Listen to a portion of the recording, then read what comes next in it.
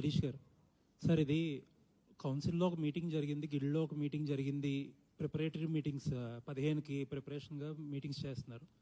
Active producers అందరూ barring రాజు గారు మీరు తప్ప అందరూ కూడా పర్సంటేజ్ సిస్టమ్ అనేది ఇచ్చే ప్రసక్తే లేదు అని చెప్పి క్లియర్గా చెప్తున్నారని అంటున్నారు. అందరు కాదండి, అందరు ప్రొడ్యూసర్లు కాదు. ఆల్రెడీ ఇప్పుడు అభిషేక్ ఎక్కువ సినిమాలు చేసే ప్రొడ్యూసర్స్ శ్రీనివాసరావు గారు చాలా మంది ప్రొడ్యూసర్లు సపోర్ట్ ఉన్నారు. ఆల్రెడీ ఇప్పుడు మేము వచ్చేటప్పుడు చాలా మంది ప్రొడ్యూసర్స్ గురించి యాక్టివ్ ప్రొడ్యూసర్స్ కూడా కొందరు ఉన్నారు. అలా పేర్లు చెప్పాల్సి సినిమాలు తీస్తున్న వాళ్ళే ఇప్పుడు. సార్ అదే సార్, ఇప్పుడు మైత్రి లేకపోతే నా సితారా 2 సినిమాలు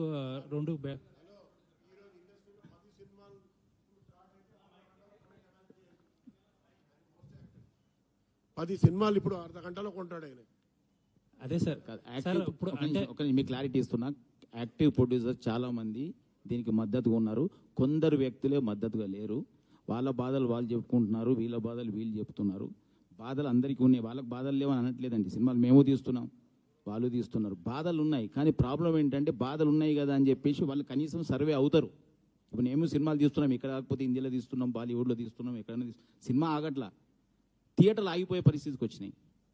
ఇప్పుడు ఇక్కడ ఉన్న స్టేజ్ మీద ఉన్న చాలామంది ఎగ్జిబిటర్లు మేము బంద్ చేస్తాం థియేటర్లు అంటే, లేదు పర్సంటేజ్ విధానానికి ఫైట్ చేసి పర్సంటేజ్ని నిలబెడతాం, మీరు ఓపిక పట్టండి అని ఒక 20 థియేటర్లు హోల్డ్ అయ్యి ఉన్నాయి ఇలా సిటీలో. లేకుంటే 20 థియేటర్లు బంద్ అయిపోతాయి ఇప్పుడు. కాకపోతే వాళ్ళకి హామీ ఇచ్చే మేము తీసుకొచ్చాము ఇక్కడికి.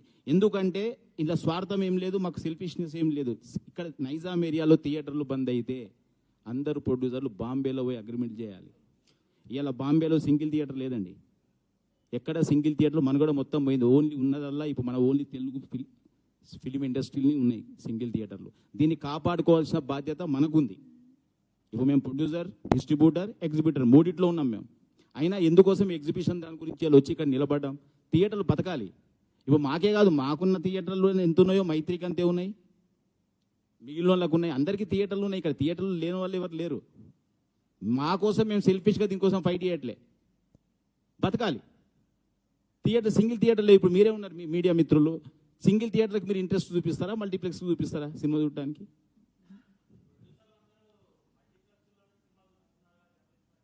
అది మరి మీరు అవాయిడ్ చేయట్లేదు, మీరు కూడా ఇంట్రెస్ట్కి వెళ్తున్నారు. మమ్మల్ని చిన్న వీళ్ళు అదే ఎగ్జిబిటర్లు అదే అంటున్నారు, మీరు కూడా మమ్మల్ని చిన్న చూస్తున్నారని. మీరు వెళ్ళి సింగిల్ థియేటర్ని సినిమా చూస్తామనండి, మాకు అక్కడే టికెట్లు ఇవ్వండి. కాదు సార్,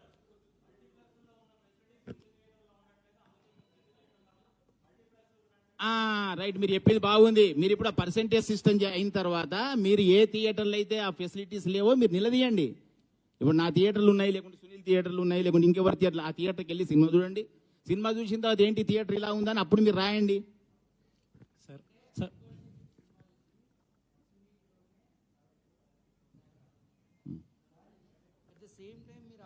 ఫస్ట్ వీక్ లోనే ఆ పర్సంటేజ్ ఎక్కడ అమలు చేస్తే కనుక హై బడ్జెట్ సినిమా అంటే ఇవాళ ఎక్కడ ఉంది? తెలుగు ఉందా, ప్యాన్ ఇండియా ఉందా? మీరు నాకు ఆన్సర్ చెప్పండి. హై బడ్జెట్ మూవీ తెలుగు సినిమానా, ప్యాన్ ఇండియా సినిమానా? అది చెప్పండి నాకు answer. Telugu cinema pan India cinema అయింది, ఇలా తెలుగు సినిమా లేదు. High budget cinema pan India. Pan India అన్నప్పుడు మరి బెంగళూరులో ఎందుకు పర్సెంటేజ్ ఇస్తున్నారు, మహారాష్ట్రలో ఎందుకు పర్సెంటేజ్ ఇస్తున్నారు, తమిళనాడు ఎందుకు పర్సెంటేజ్ ఇస్తున్నారు? తెలుగు స్టేట్ ఏం చేసింది? మన సినిమా, మన హీరోలు, మన డైరెక్టర్లు, మన వ్యవస్థ. మనకేది మన థియేటర్లు ఎక్కడన్నా ఈరోజు? మీరు మాట్లాడండి సార్, మీడియా మీరు మాట్లాడండి, మీరు నిలదీయండి క్వశ్చన్లకు ఆన్సర్లని. మేము కాదు మాట్లాడాల్సింది. మేము మాట్లాడితే శిరీష్ రెడ్డి బ్యాడ్, శిరీష్ రెడ్డి ఇలా మాట్లాడతాడు. ఇది కాదు, వ్యవస్థని మొత్తం టోటల్ ఇండియాలో అన్ని స్టేట్లు తిరగండి, తిరిగి ఎక్కడ ఏ వ్యవస్థ ఎలా నడుస్తుంది. మనం ఒక్కళ్ళం కాదు కదా. ప్యాన్ ఇండియా సినిమాలు చేసి ఒక పుష్ప లాంటి సినిమా ఇలా ఎంతమంది ఎంజాయ్ చేశారండి వరల్డ్లో, ఇండియాలో. మనం ఎక్కడ ఎంజాయ్ చేశాం? మనకేంటి చెప్పండి? వాళ్ళు ఎంజాయ్ చేస్తున్నారు. ఇప్పుడు అక్కడ పోయి అందరికి పర్సెంటేజ్ ఇచ్చి వస్తున్నాం కదా. మేము గేమ్ చేంజర్ చేసాం, మేము ప్యాన్ ఇండియా సినిమాలు చేస్తున్నాం, మేము ఇప్పుడు హిందీలో సల్మాన్ ఖాన్తో సినిమా చేస్తున్నాం. అంటే ఎంత పాన్ ఇండియా సినిమా అయినా తెలుగు ఏ థియేటర్ కనపడుతుంది? RRR రిలీజ్ చేశాను నైజాంలో. RRR సినిమాకి ఇప్పటికీ సినిమాకి 100 థియేటర్లు పోయినాయి తెలుసా మీకు? ఎన్ని రోజులు అయింది RRR వచ్చి? అంతరించిపోతుంది. ఇవన్నీ తెలిసిన వ్యక్తిగా నేను మాట్లాడుతున్నా. తెలియని వాళ్ళు చాలా మాట్లాడుతున్నారు. ఇండస్ట్రీలో ఏ ప్రొడ్యూసర్ తెలియదు, ఏ థియేటర్ బంద్ అయింది తెలియదు, ఏ థియేటర్ ఉందో తెలియదు. మేము మాట్లాడుతున్నాం, పోతుంది. ఎందుకంటే డిస్ట్రిబ్యూషన్లో ఉన్నాం మేము, గుండాల వ్యవస్థలో. ఇక్కడ డిస్ట్రిబ్యూషన్ అయితే మూసుకోలేం కదా. సో అంటే బీయింగ్ ఏ ప్రొడ్యూసర్ మీరు ఇప్పుడు ఒక 100 కోట్ల సినిమా తీశారు అనుకుందాం.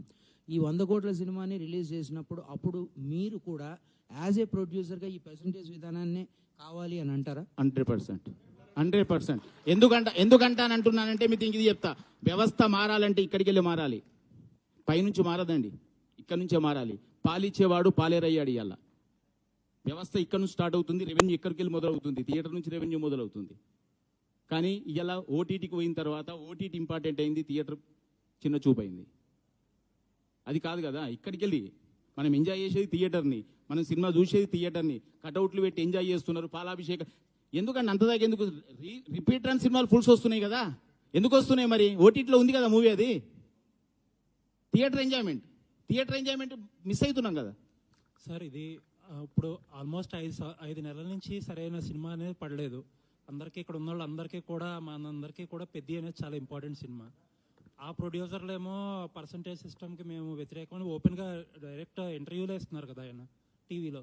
మరి ఏంటి దీనికి సొల్యూషన్ ఏంటి? ఎందుకంటే ఇంకా చాలా దగ్గరకు వచ్చేసింది. అంటే సొల్యూషన్ ఏం లేదండి. యాక్చువల్లీ మేమైతే పర్సంటేజ్ విధానం అని లాస్ట్ మంత్ ఫస్ట్ నుంచే స్టార్ట్ అయింది. లాస్ట్ మంత్ నుంచి అయితే కంప్లీట్గా పర్సంటేజ్ సిస్టమ్ తప్ప మేము రెంటల్ మీద సినిమా వేయట్లేదు. ఎగ్జిబిటర్స్ అందరు తీర్మానం చేసుకున్నారు. రేపు ప్రొడ్యూసర్లు అదే మంచి మనసుతో అందరు వచ్చేసి పర్సంటేజ్ విధానం మేము ఒప్పుకుంటున్నాం కానివ్వండి అన్నప్పుడు ఇండస్ట్రీ చాలా ముందుకెళ్తుంది.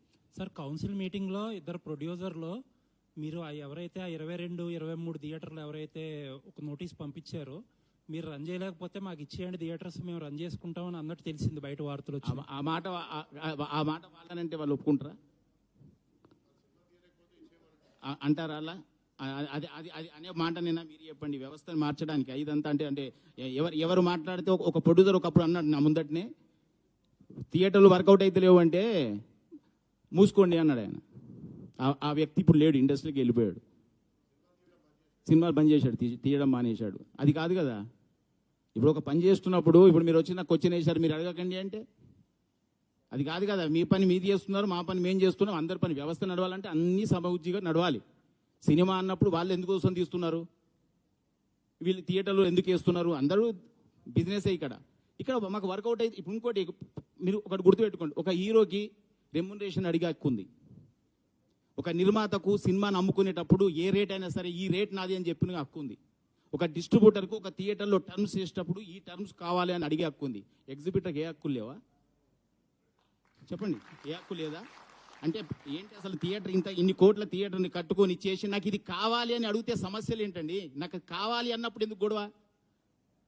అంటే సార్ మీరు ఒక రిలీజ్ చేసిన ప్రెస్ నోట్లో ఫస్ట్ వీక్ కింద, సెకండ్ వీక్ కింద, థర్డ్ వీక్ కింద అని ఉంది. అంటే ఎయిర్ కూల్డ్ థియేటర్స్ కి అదే పర్సంటేజ్, ఎయిర్ కండిషన్ థియేటర్స్ అన్ని ఎయిర్ కండిషన్లు ఎయిర్ కూల్డ్ అవుతాయి కదండి. ఇచ్చినప్పుడు జరుగుతాయి కదా. ఇప్పుడు అదే చెప్పాను మీకు ఇంతకుముందు. ఇచ్చిన తర్వాత ఏ థియేటర్ అన్నా బాగాలేనప్పుడు నిలదీసే హక్కు మీకు కూడా ఉంది కదా.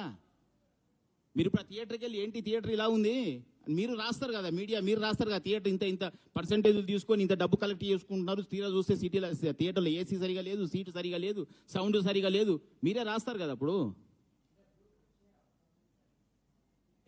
మీరు ఇంత పర్సంటేజ్ అని అంటున్నారు కదా, ఇప్పుడు ఇలా కాకుండా వయా మీడియాకి ఏమైనా ఫ్లెక్సిబుల్ థింగ్స్ కూడా మీరు ఆలోచించారా? అంటే వాళ్ళతో కూర్చొని ఇంత కాకపోయినా ఇంత ఈ సినిమాలో కాదండి. ఇప్పుడు ప్రాబ్లం ఏంటంటే చాలా సార్లు మీటింగ్లు అయినా మీకు గుర్తుండదు. అప్పుడెప్పుడు 21st నుంచి మేము థియేటర్లు బంద్ చేస్తామంటే పవన్ కళ్యాణ్ గారి సినిమాని టార్గెట్ చేశారా? వీరమ్మలు అప్పుడు గుర్తుందా? ఇలా కథ ఎప్పుడు ఏ సినిమాకు ఓ సినిమాకి టార్గెట్ అంటూనే ఉంటారు. ఇది ఎప్పుడు పరిష్కారం అవుతుంది చెప్పండి? అవును. తర్వాత ఛాంబర్ ఎవరు రెస్పాండ్ కాలేదు కదా. అదే అన్ని ఓపిక పట్టిన తర్వాతనే ఇప్పుడు తెలంగాణ ఎగ్జిబిటర్స్ తట్టుకోలేక అనే దానికి ఇంకోటి కూడా చెప్తున్నా. చాలా మంది ఇప్పుడు సిటీలో ఇప్పుడు మీరు చెప్తున్నారు చూసినా సౌండ్లు బాగలేవు, ఇవి లేవు, బాగలేవు అని. అవన్నీ ఎందుకోసం జరిగినాయి? వాళ్ళు మూత క్లోజ్ చేయడానికి రెడీ ఉన్నారు. వాళ్ళు పర్సంటేజ్ విధానం రాలేదనుకోండి మేము మూసేస్తామంటున్నారు. పర్సంటేజ్ విధానం వచ్చింది మేము రెన్యువేషన్ చేస్తాం. చాలా మందికి నేను పొద్దున్న చేస్తే ఫోన్ కొడతాను, ఏమంటే థియేటర్ బాగా అయిపోయింది, అది అయిపోయింది సార్, మీరు పర్సంటేజ్ సిస్టమ్ వస్తే నా థియేటర్ నడుస్తుంది, లేకపోతే నేను థియేటర్ బంద్ చేస్తున్నా. ఏం చేయమంటారు చెప్పండి? థియేటర్లు బంద్ చేపిద్దామా? 100%. మేము ఇంకోటి మీకు చెప్పడం మర్చిపోయాం. అది బేసిక్లీ ఇంకోటి కూడా చెప్పడం మర్చిపోయాం. మేము మా తీర్మానంలో అది కూడా ఉంది, థియేటర్ రేట్లు పెంచాం.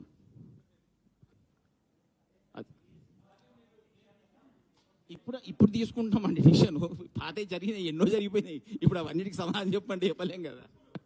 ఇప్పుడు ఇక నుంచి మాత్రం లేదు. ఇంకా లాస్ట్ 2 years బ్యాక్ శిరీష్ గారు మాకు థియేటర్లో VPS ఛార్జెస్ పెరిగిపోయినాయి, మేము దాన్ని తీసేయాలని చెప్పి థియేటర్లు బంద్ చేశారు దాదాపు 1-2 నెలల పాటు. ఆ VPS ఛార్జెస్ ఎక్కడ లేవు, మన దగ్గర మాత్రం ఎక్కువగా ఉన్నాయి. దాని మీద మీరు ఎప్పుడు ఏం చేయాలి. మాట్లాడలేదు. ఇప్పుడు అన్ని ఒకటి ఇప్పుడే కదా స్టార్ట్ చేసింది. ఇప్పుడు ఒకటి అయితే కదా తర్వాత నెక్స్ట్ దాని మీకు వెళ్తాం. ఇక్కడే అయిపోతుంది. దీన్ని తీసుకురావడానికే చాలా కష్టం అవుతుందండి. ఎన్నేళ్ళు అయింది ఇది. లేదు అంటే లాస్ట్ తర్వాత 750 రూపీస్ తక్కువ చేసిర్రు, మేము ఇంకా ఎక్కువ అడుగుతున్నాము, మొత్తం తీసేయమని చెప్తున్నాము. వాళ్ళు 750 రూపీస్ మొన్న మేడం మెయిల్ చేసిర్రు, దానికి ఇంకా మేము దాన్ని మొత్తమే తీసేయమని చెప్తాం. అంటే దాని కూడా మళ్ళీ దాని కంప్లీట్ అసలు ఎంసీ ఈ సంబంధం ఏమిటిది? దెర్ ఇస్ నో సంబంధం. మీకు తెలియాల్సిన విషయాలు ఎంసీ అంటున్నారండి. మహారాష్ట్ర గవర్నమెంట్ 15 రూపాయలు ఇచ్చిందండి. అస్సాం 25 రూపాయలు ఉందండి.